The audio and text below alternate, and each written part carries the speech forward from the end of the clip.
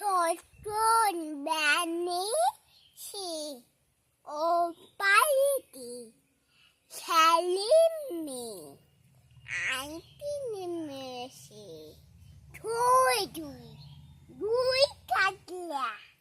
ফেসে উঠে সে দেখা যা দেখেছি দাদা দেখেছি দাদার হাতে হলো ছিল হুই